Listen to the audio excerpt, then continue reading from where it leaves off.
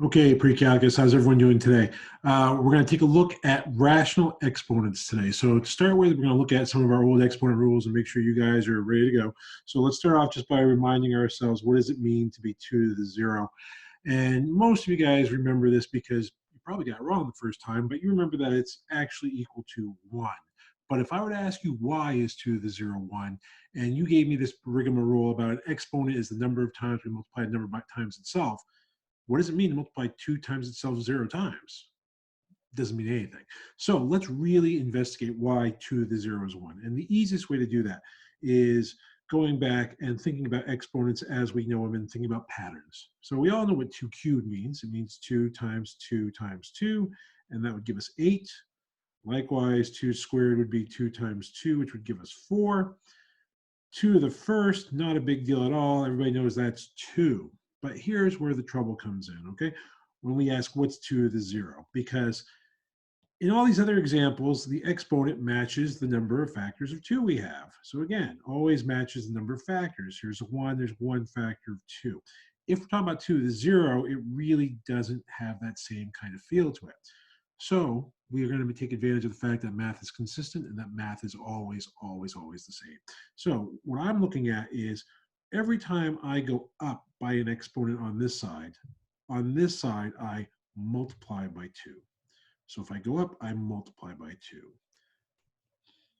Well, if I go down an exponent, I am dividing by 2.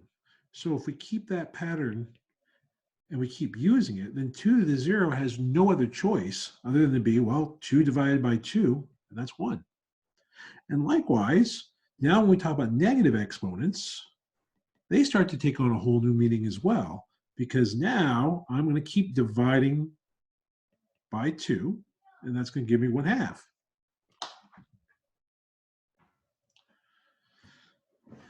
Now that we see that 2 to the negative 1 equals 1/2, we can figure out that 2 to the negative 2 simply means we're just going to keep moving down. We're just going to keep dividing by 2. Remember, dividing by 2 is the same as multiplying by 1/2. So 2 to the negative 2 equals 1/4. 2 to the negative 3 would equal 1/8. But another handy way to think about these numbers, instead of just continue to simplify them, making them 1/16, keep in mind, all this really means is 2 to the 4th. So 1 over 16 is 1 over 2 to the 4th. 1 over 8 is really 1 over 2 to the 3rd. This brings us to a nice little observation that 2 raised to any negative number is really the same as 1 over 2 raised to the positive version of that number. So if someone were to ask you what 2 to the negative 10 was, you wouldn't have to go through making the chart. All you'd have to do is say, let's take that base of 2, let's put them in the denominator, and let's make his exponent positive. So that'd be 1 over 2 to the 10th, which is the same as 1 over 1024 for all of you out there who are good at your base 2 numbers. One last thing, this isn't just good for base 2, this is good for any base. Something as silly as this: if you had pizza raised to the negative ice cream, you could rewrite that as pizza is the base, it goes in the bottom. Negative ice cream is the exponent, it becomes positive ice cream in the denominator, and you put a 1 in the top. So the way you'll see this in most math textbooks, you'll see something like this. You'll see b raised to the negative a is equal to 1 over that base, and then make that exponent positive. So here's our first important fact for the day. It's a review fact. Most of you already know it, but that's going to play a role in what we're doing today as well. So moving on, the next thing we're going to look at is what happens when you have the basic exponent rules. And those basic exponent rules, again, let's say you have a base raised to the a times the same base raised to the b. Well, this is just going to be a case where we've got x times x times x, a times x times x times x, b times. And that means when it's all said and done, we are going to have a factors of x in the first one, b factors of x in the second one. That means we're going to have a total number of a plus b factors of x.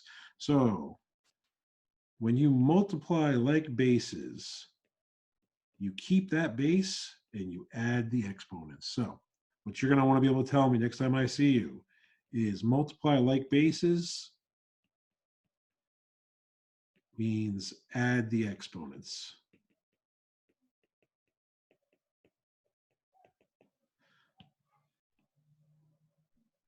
Now, there are a couple of other rules that come directly from this.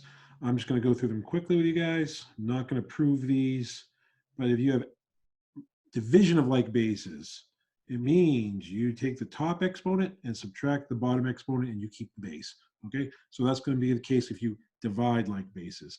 And likewise, if you have a base raised to a power and then you take that whole thing and raise it to a new power, that means you really have b of these x to the a's, which really means the number of factors of x you have is going to be a times b. These are three extremely important exponent rules that you're going to need to know. Okay, so again, you got your negative exponent rule up at the top and your three exponent rules down below. Where this all comes into play today is we now have an idea of what 4 cubed means. We know what 4 squared means. We know what 4 to the first and even 4 to the 0 means. 4 to the negative 1, not a problem for us anymore. 4 to the negative 2 is good. So the question I have for you now is,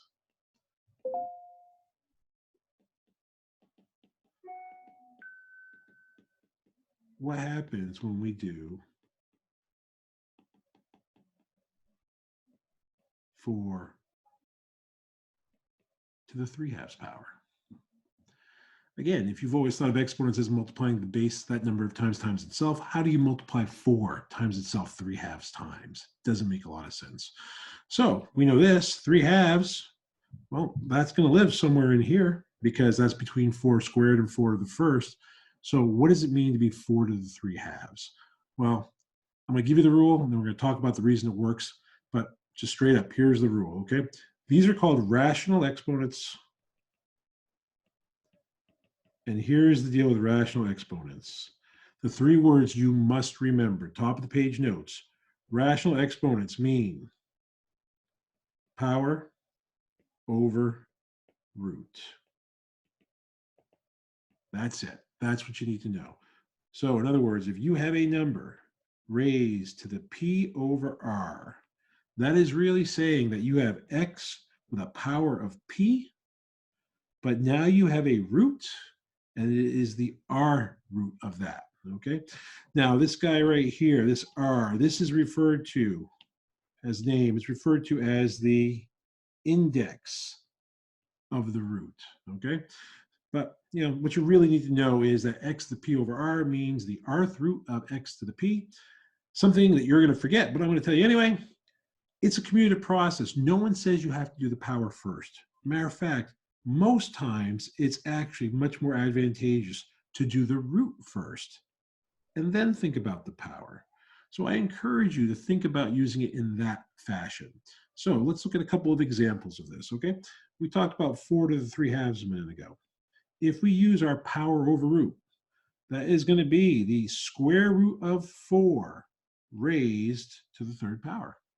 Well, square root of 4 is easy enough. Square root of 4 is 2, and 2 raised to the 3rd power is going to give me 8. So 4 to the 3/2 is 8, and like I said, that fits in between 16 and 4. So now, let's get a couple more examples. What do we do if we had, 27 raised to the 5/3?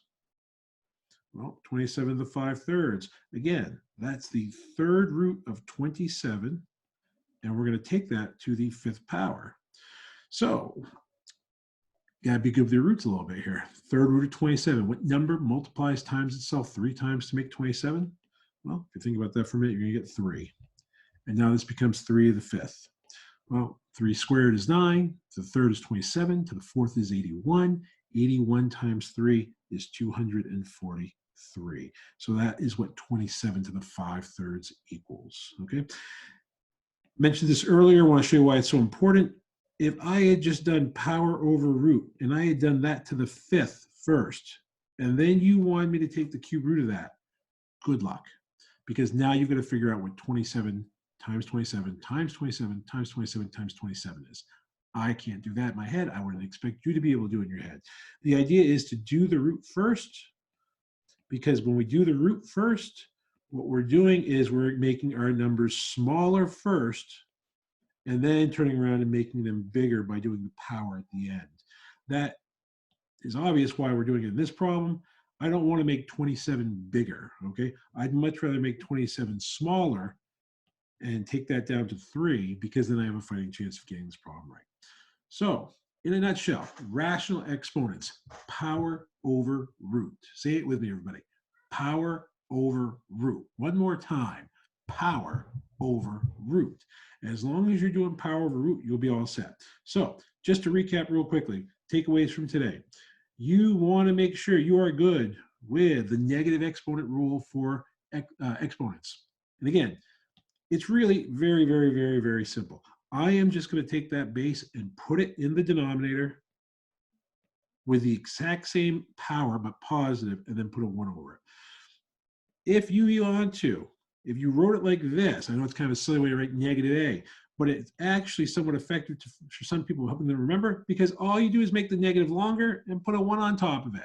And that gives you the answer you need. So negative exponents, this is the way you want to think about it. Then down here, again, to recap, the number one rule that you want to remember is when you multiply like bases, it means you add exponents. Of course, when you divide like bases, you subtract, and when you raise a base to a power to another power, you multiply. And all those are highlighted right here in this box right here to help you. And then our newest one, rational exponents. Remember, power over root is the key. If you remember that, you should be all set. Hope that makes sense to everybody. If you have any questions, make sure you email me or post something on Google Classroom. There's an assignment waiting for you. Please give it a shot. Try to figure out how to manipulate these rational exponents so you're ready to move on. Hope everyone's doing well. Take care.